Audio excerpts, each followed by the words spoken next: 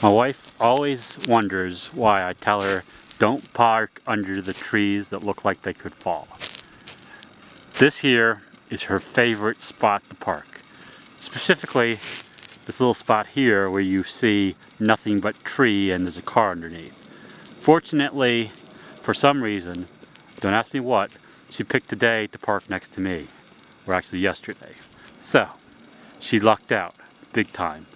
Or she would be getting a new car next week if she hadn't.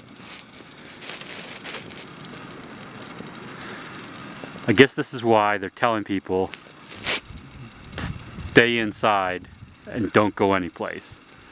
Because you got these trees coming down, wires coming down, the entrance to our complex is blocked by more fallen trees. It's a complete disaster area.